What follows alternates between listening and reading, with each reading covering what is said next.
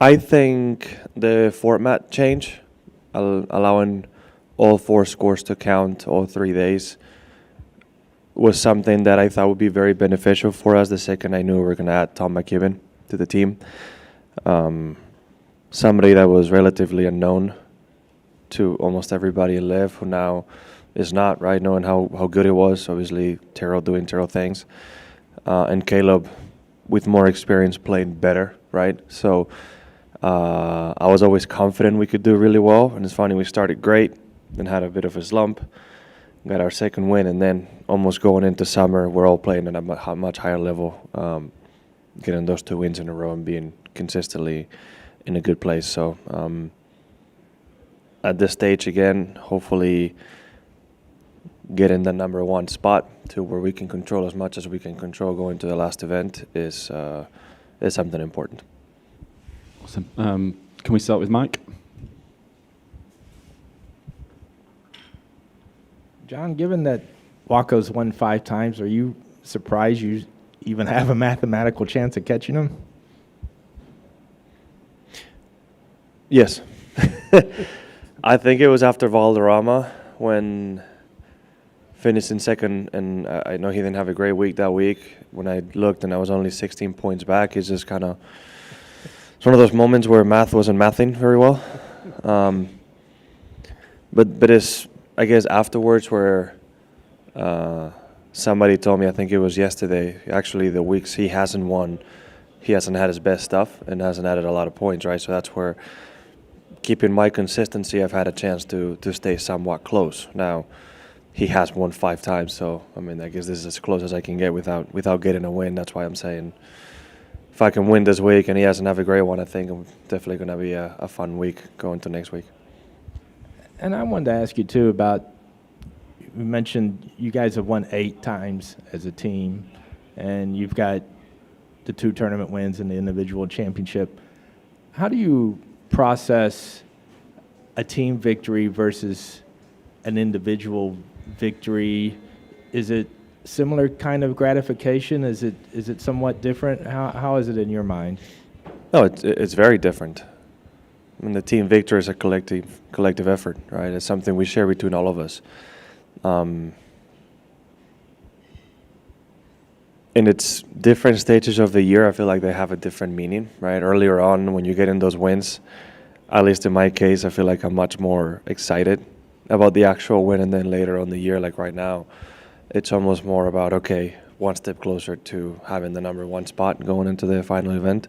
And obviously the team championship starts to take much more of a presence and weight, and almost thinking about that more, right? So throughout the year, it's a weird way how it changes how I feel about each spot, right? Individually, obviously, you always want to win as well, but it's a different feeling. It's just a different feeling. But even then, individually, the team is there to celebrate with you, which is quite special. And then beyond the victories themselves, what kind of moments have you experienced as a captain that have been gratifying? Whether it's, I don't know, watching Caleb develop, maybe it's a moment that sticks out in your mind from a team bonding standpoint. Maybe it's a sponsorship. What kind of gratifying moments have there been there?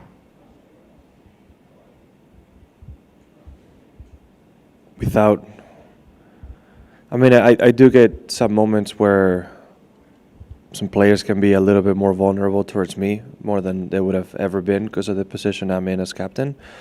And I think they're also more willing to ask for help because of the environment we're in, as opposed to any other tour, right? Being more individual, sometimes people can hesitate asking for advice. So without getting too much into what other people have asked, I think my favorite part of this year, having arrived early in Hong Kong and having plenty of time till Friday after a team dinner. For some reason, I don't know if it was me or Tara, I think it might have been me, who had the brilliant idea of, let's go find a karaoke bar. And, Google Maps works as it works, translating from Chinese to English, right? So finding myself and Taro in this building in Hong Kong Island, not that we were ever in danger, but somehow I ended up on the roof looking for this place. At some point, we ended up in the basement, finding a different place. So that whole story as a team, and almost showing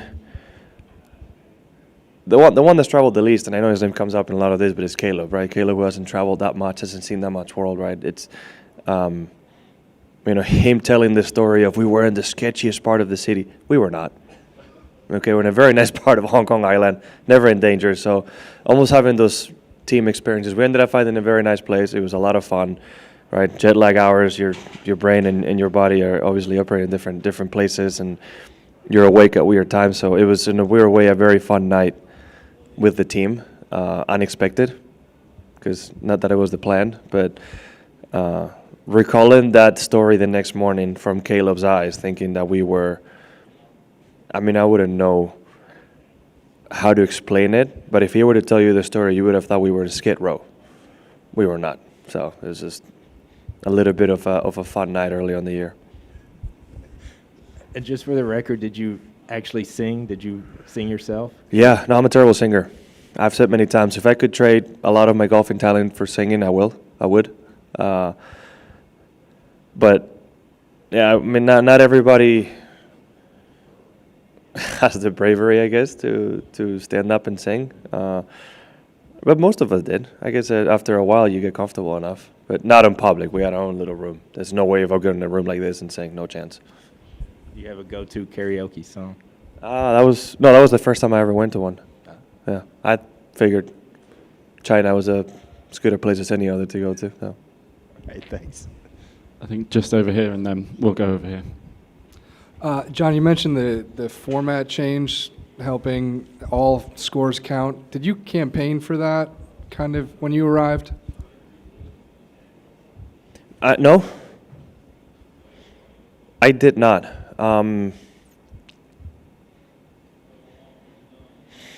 Whenever it was brought up, I thought it was a good idea. I thought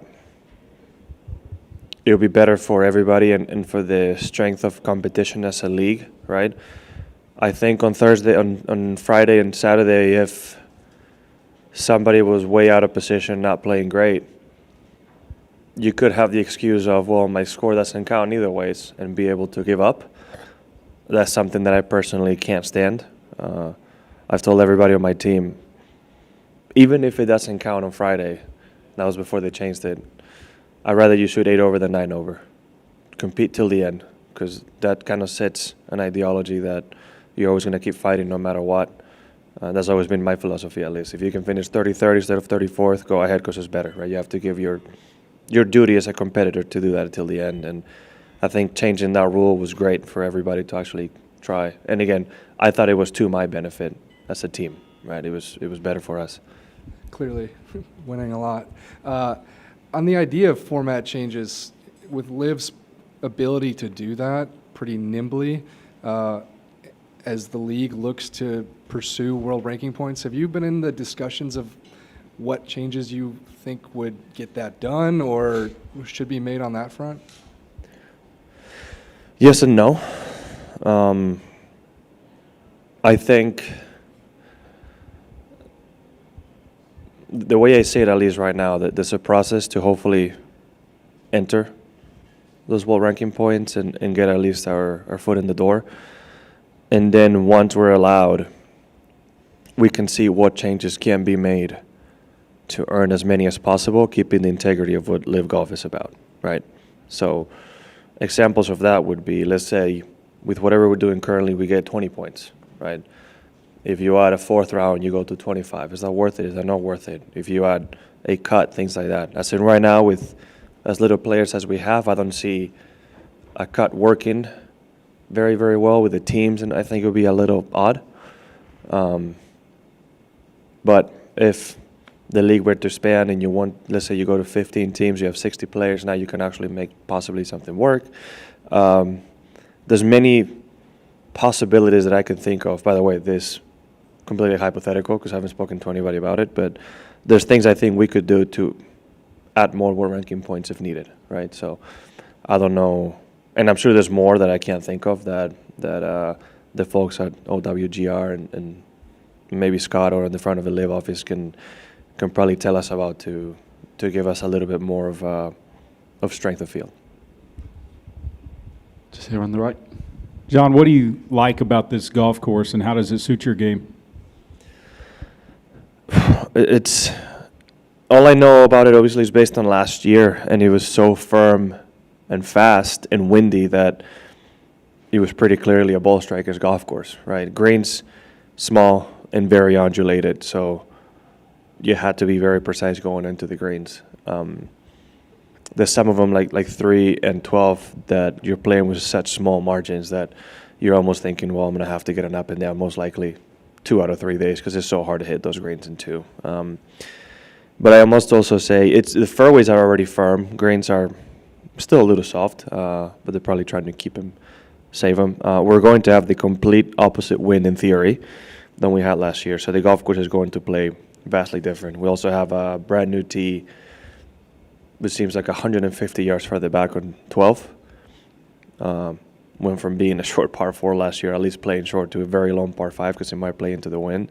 And then the 8th hole, which we didn't use the back tee last time because we played into the wind, now maybe playing downwind, and it's a tee box that's 95 yards further back. So we are going to see some changes on the course, and especially the way you play. So I still think it's a ball striker's course.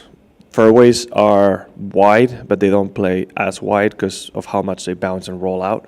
So if you have a crosswind and they have that ball going with the wind, you can easily bounce and keep on going. Like an example I can give was 11 yesterday in practice round. Caleb and I we overfaded our tee shot a little bit and landed not dead center, but not too far right of center, and both of the balls missed the fairway right because it's just big bounce and kept on going, right? So there's many examples of that. And once the greens get firm, it's a bit of everything needs to be good, right? So I was hitting it so good last year at this point that I felt like it really, really suited my game at that point as well. With that in mind, what do you need to work on these next couple of days before Friday gets here? Same as any other week, really. We'll see how the golf course develops, but there's no rain forecasted, there's wind forecasted. So I'm sure the superintendents are going to do a great job at making sure the golf course is as challenging as possible. The main thing I would say, just trying to control the ball on the wind, trajectory control, ball flight, right? Make sure your spin control is good, just in case the greens are still soft enough early on the week.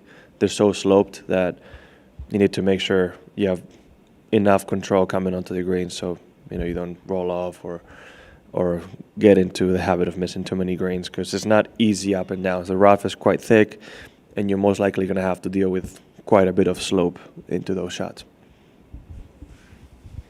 Do we have any more questions? Last one. On the Ryder Cup front, I think there's a lot of assumptions that are fair that you'll just be involved. Have you been in conversations with Luke to confirm things? Is your late September look pretty solid at this point? There's nothing I can confirm nor deny, but I think he has been texting me, like he has been texting quite a few other players that are on that list of possibly getting picked, right? Luke is extremely dedicated and very well organized as a captain, so I think there's probably, six automatic and then 6 picks, right? So there's probably about, I'll say at least 10 names on top of those guys who are qualified that is probably constantly texting. He might have told some people that I don't think he's actually told anybody they're in yet because it's too early, right? He's probably waiting till probably the end of August through the playoffs and our events to maybe start making statements like that. In my case, no, but I think I'm just one more of those many names. All right, thank you very much for your time, Jon. Play well. All right.